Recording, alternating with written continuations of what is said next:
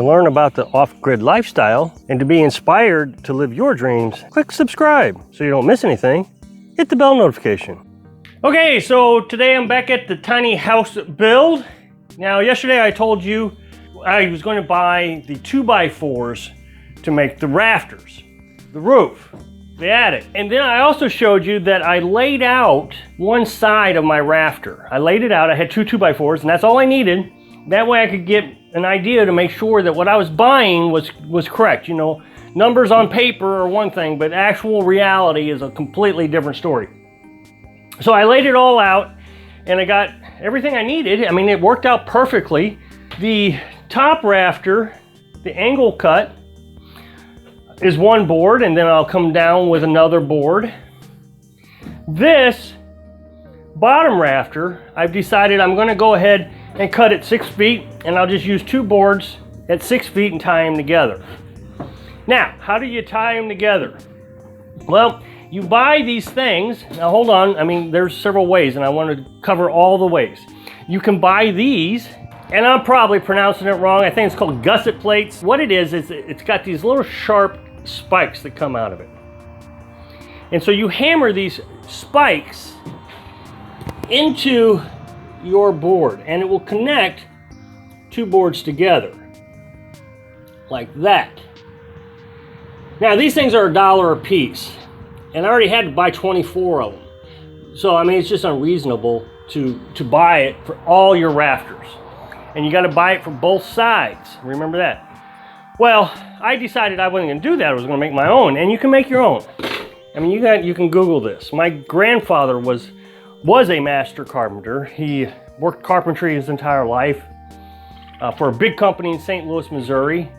He helped build the Checker Dome. And if you look at his carport, he did what I'm getting ready to do.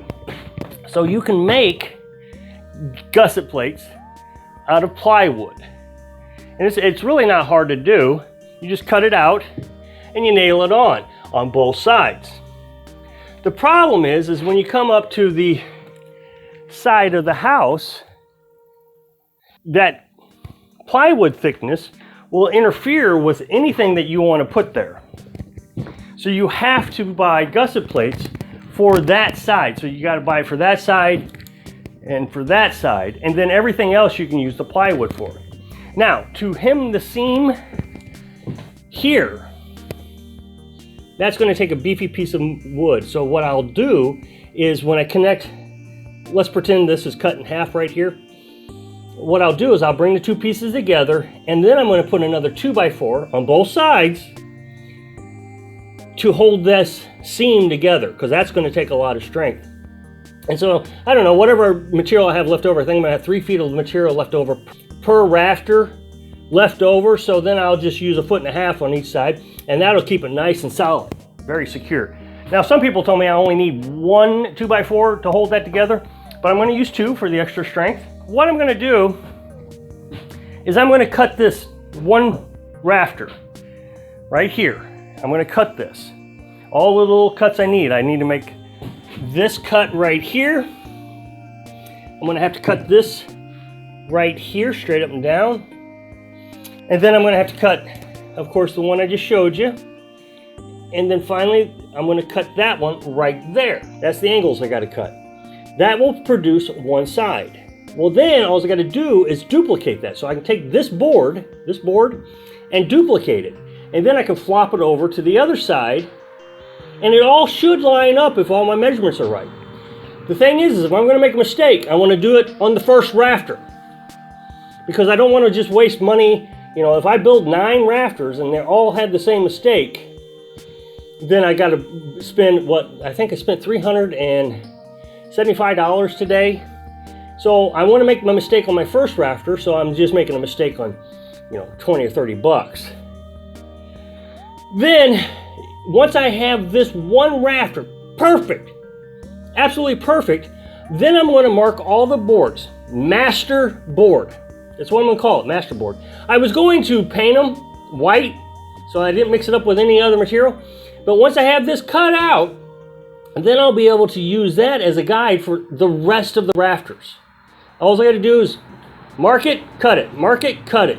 And it should work like an assembly line. But I want to be really careful on this first rafter.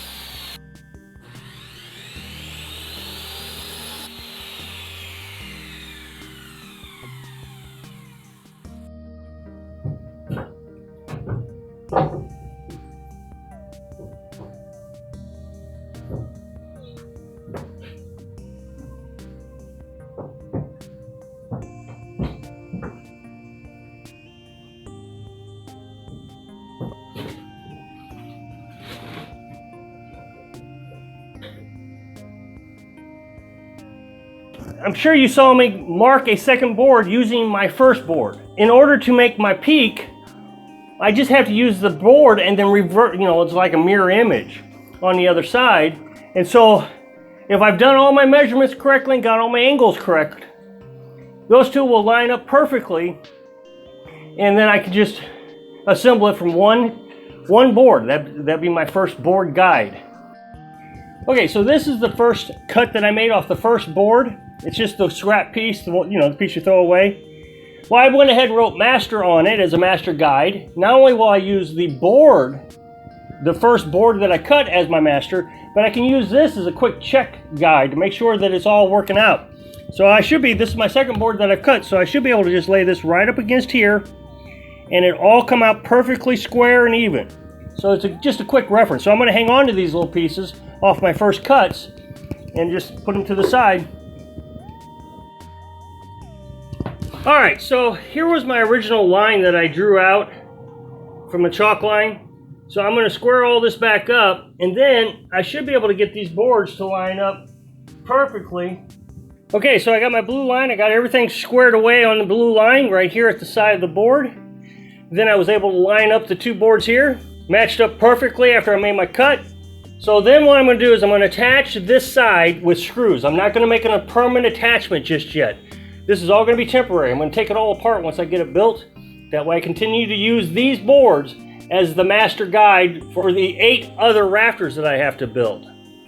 Once I get it put together though, I'm going to drag it out into the middle of the floor and I'm going to draw the whole thing out. That way I'm ready to assemble the other 8. I can just lay it right down on the drawing that I have on the floor and put them together. Okay, I got it all screwed together. I put one board there just as a temporary brace so I can move it across the floor so I can go ahead and assemble the other side.